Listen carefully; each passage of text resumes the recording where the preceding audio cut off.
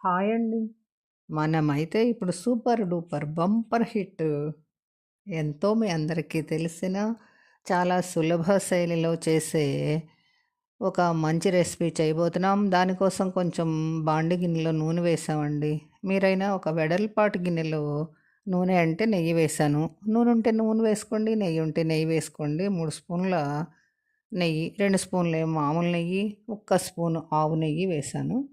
తర్వాత ఒక గ్లాసున్నర కొబ్బరి ముక్కలు, ఎండు కొబ్బరి ముక్కలు దీనిలో బాగా వేగేలా చేశానండి. అది కూడా బాగా వేగడం, బాగా వేగాలి. అంటే మాడకుండా చక్కగా నలువైపులా మంచి గోల్డెన్ బ్రౌన్ కలర్ వచ్చేలాగా తీసుకోవాలండి. ఈ గ్లాసున్నర కొబ్బరి ముక్కలు అదెలా అంటే దీంతో పాటు మనం వేసిన నెయ్యితో పాటు ఆ కొబ్బరిలో ఉన్న నూనె కూడా కలిపి చూడండి చక్కగా అంత ఆయిల్ కూడా ఊరుతుంది. ఇంకా ఇవి మొత్తం మంచి కలర్ వచ్చిన తర్వాత తీసేసుకోండి. ఒక గిన్నెలోకి తీసేసి వాటిని ఫ్యాన్ కింద చల్లార్చండి. వెడల్పాటి గిన్నెలోకి వేసి ఫ్యాన్ కింద చల్లారిస్తే ఇవి మిక్సీకి వేసుకునేటప్పుడు పాడవకుండా అనమాట. తర్వాత సుజీ రవ్వ, అదే బొంబాయి రవ్వ అండి.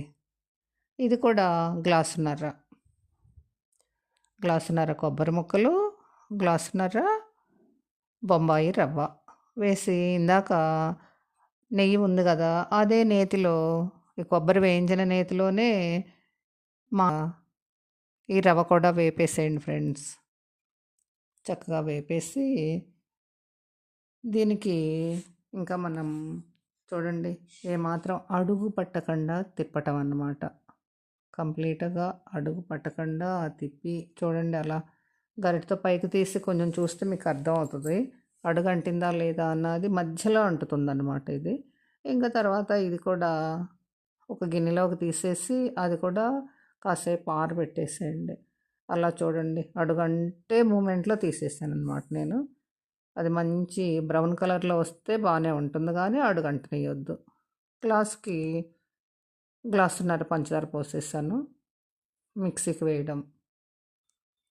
మిక్సీకి వేసేటప్పుడు కొబ్బరి ముక్కలతో పాటు యాలకులు కూడా వేయండి. యాలకులు తోలు తీసివేయండి. లేకపోతే అవి పంటి కింద పడుతూ చిరాగ్గా చిన్నపిల్లలకి ఎక్కుళ్ళొచ్చే ప్రమాదం ఉంటదండి. ఈ యాలకు తోలు తీసేసి అవతల పడేసేయండి. ఇంకా కొబ్బరిని కొంచెం బరగ్గా అంటే మీరు కోర్స్‌గా అంటారు చూసారా? అలా గ్రైండ్ చేసుకొని అంతవరకు ఈ 3 కలిపి ఒక బేషన్‌లో పోసేయండి.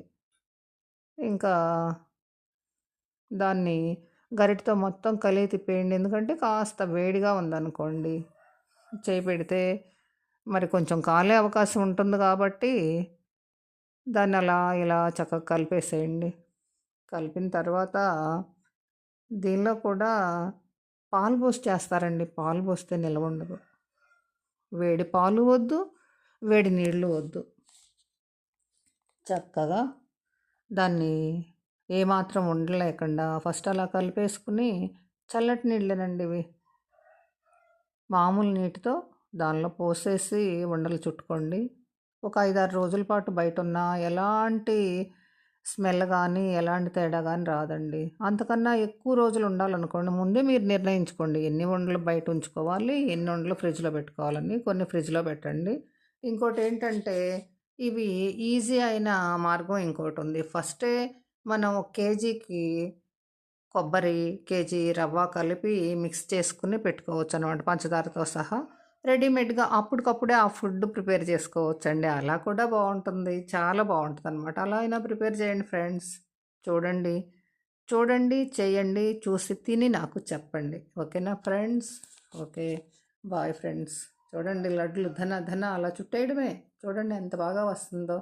చేత్తోటేనండి ఇంకా అయిపోయినాయి లడ్లు చూడండి. చూపించేసాం కదా లడ్లన్నీ ఎంత బాగా వచ్చినాయో చూడండి ఫ్రెండ్స్. ఓకేనా? Bye friends. ఆ లడ్లు చేతి